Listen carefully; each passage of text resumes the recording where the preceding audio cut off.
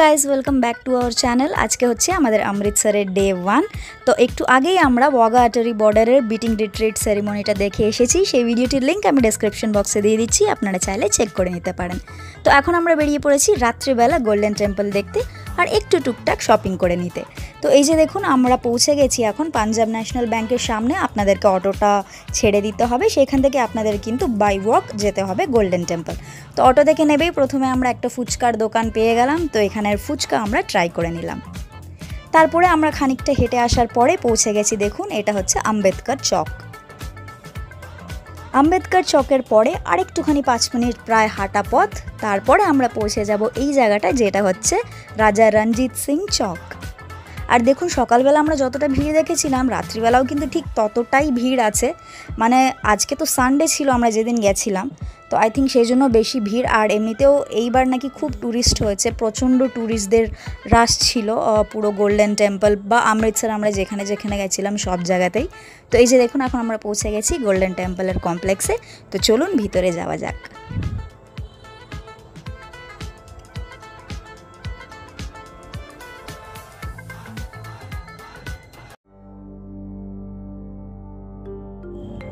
আমি সাজেস্ট করব আপনাদের হাতে যদি সময় থাকে তো আপনারা কিন্তু গোল্ডেন টেম্পল দিনের বেলাও একবার ভিজিট করবেন আর রাত্রেবেলা তো অবশ্যই করবেন।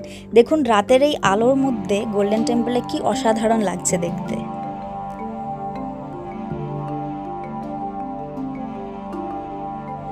তো আজকে সকালে যখন আমরা এসেছিলাম প্রচণ্ড রাশ ছিল, তাই আমরা চারিদিকটা ঘুরে দেখতে পারিনি। তো চলুন এখন আমি আপনাদেরকে নিয়ে যাই আর চারিদিকটা একটু ঘুরে দেখিয়ে দিই।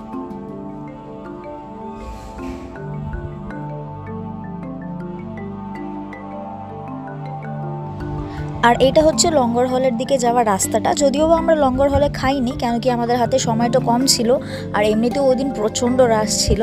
তো তাই আমি আপনাদেরকে বাইরে দিয়ে দেখিয়ে দিচ্ছি। আর এই যে দেখুন এই পুরো রাশটা সবাই যে যাচ্ছে এটাই কিন্তু লঙ্গর হলে যাওয়ার রাস্তাটা। তো গোল্ডেন টেম্পলের ভিতরে যে গ্রন্থটা রাখা আছে সেখানে যাওয়ার জন্য যে লাইনটা ওটা প্রচণ্ড লম্বা ছিল, তো তাই আমরা আর ঢুকিনি লাইনে, আর এই সাইড দিয়ে বসেই পুরো ভিউটাকে এনজয় করি আর একটা ভালো সময় আমরা এখানে কাটাই।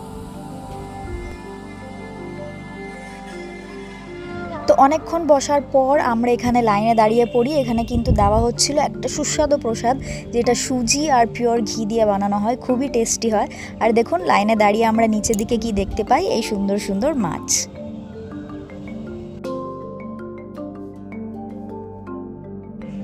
প্রসাদ আমাদের খাওয়া হয়ে গেছে আর আমরা শেষবারের মতন গোল্ডেন টেম্পলটাকে মন প্রাণ ভরে দেখে নিলাম। আবার কবে আসা হবে সেটা তো আমরা জানি না। তো যাই হোক, এখন আমাদের গোল্ডেন টেম্পল দেখা হয়ে গেছে কমপ্লিট। আমরা বেরিয়ে পড়বো এখন শপিং করতে। আর বেরিয়েই দেখবেন আপনারা রাস্তার দুদিকে বিভিন্ন রকমের আইটেম পাওয়া যাচ্ছে। যেমন এই দোকানে আমরা ঢুকেছিলাম, এখানে বিভিন্ন রকমের মুখসদ্দি ছিল, আমসত্ত্ব ছিল, পাঁপড় ছিল, বড়ি ছিল আর অনেক কিছুই ছিল।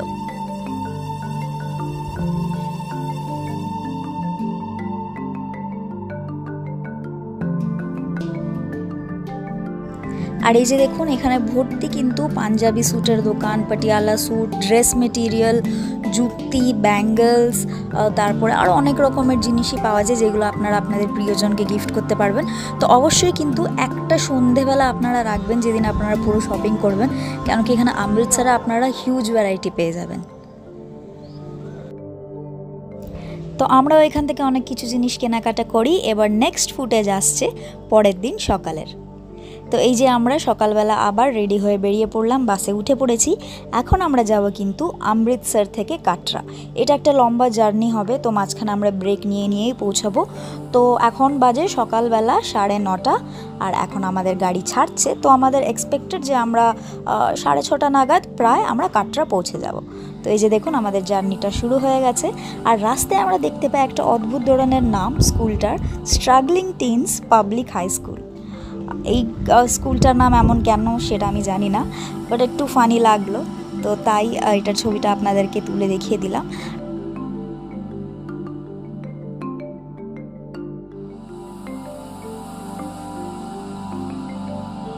অনেকক্ষণ পথ চলার পর এখন আমাদের একটুখানি ব্রেক হয়েছে আর আমরা এখন এসে গেছি একটা ধাবাতে। আর দেখুন এটা পুরো কিন্তু ধাবার পেছনের দিকে ভিউটা।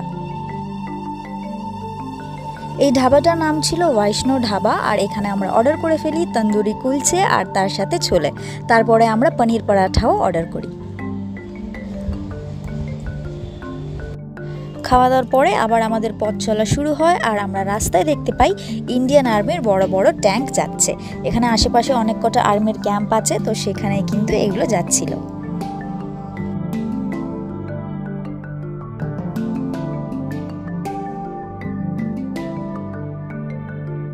এখন আমরা যাচ্ছি রাবি নদীর উপর দিয়ে। আর এখানে একটা ইম্পর্টেন্ট কথা বলে রাখি, জম্মুতে ঢোকা মাত্রই কিন্তু আপনাদের ফোনে নেটওয়ার্ক আপনি পাবেন না। যদি আপনাদের কাছে কোনো পোস্টপেড সিম থাকে তবে সেটাই চলবে, কোনো প্রিপেড কানেকশন কিন্তু এখানে চলে না। আমার এয়ারটেল পোস্টপেড ছিল, তাই আমি এখানে ফুল নেটওয়ার্ক পেয়েছি। আর এই যে দেখুন welcome to Jammu and Kashmir লেখা। আমরা ওখানে একটা চেক পয়েন্ট ছিল, চেকিং হয়েছে, তারপরে ছেড়ে দেওয়া হয়েছে। আর এখন আমরা চলে যাচ্ছি কাটরা। জম্মু থেকে কাটরা যাওয়ার রাস্তা কিন্তু খুবই সুন্দর, আর এছাড়াও আপনারা পেয়ে যাবেন অনেক কটা টানেল।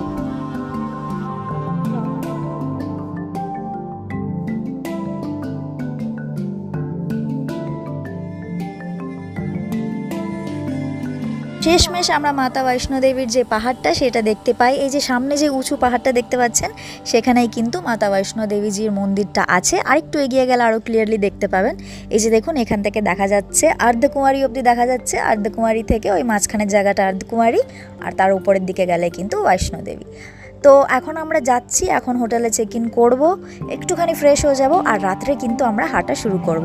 তো কালকের ভিডিওতে আমি দেখিয়ে দেবো যে আমরা কি কি করলাম, কি কি প্রসেস আছে, আর কত রকমভাবে আপনারা মাতা বৈষ্ণো দেবীজির দর্শন করতে পারবেন।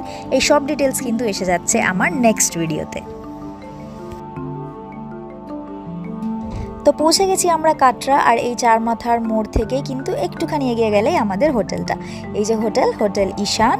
আর দেখুন কি সুন্দর একটা সানসেট হচ্ছে। এখন বাজে প্রায় 6:30। আর ঠিক আমাদের হোটেলের পেছনের দিকেই কিন্তু আছে বৈষ্ণো দেবীর যে পাহাড়টা। এই পুরো রাস্তাটা আপনারা দেখতে পাচ্ছেন নীল রঙের শেড দেওয়া, এটা দিয়ে কিন্তু আমরা হেঁটে হেঁটে যাব। আজকের ভিডিওটা আমি এখানেই শেষ করলাম। তো দেখা হচ্ছে আপনাদের সাথে নেক্সট ভিডিওতে, যেটা হবে মাতা বৈষ্ণো দেবীজির ভিডিও, ফুল কমপ্লিট ডিটেলস সেই ভিডিওতে দেওয়া হবে। তো হোপফুলি আপনাদের এই ভিডিওটা ভালো লেগেছে আর ইনফরমেটিভ লেগেছে। যদি ভালো লেগে থাকে তো ভিডিওটিকে লাইক করবেন, আর চ্যানেলটাকে কিন্তু সাবস্ক্রাইব করতে ভুলবেন না। দেখা হচ্ছে আপনাদের সাথে নেক্সট ভিডিওতে। Till then take care, tata.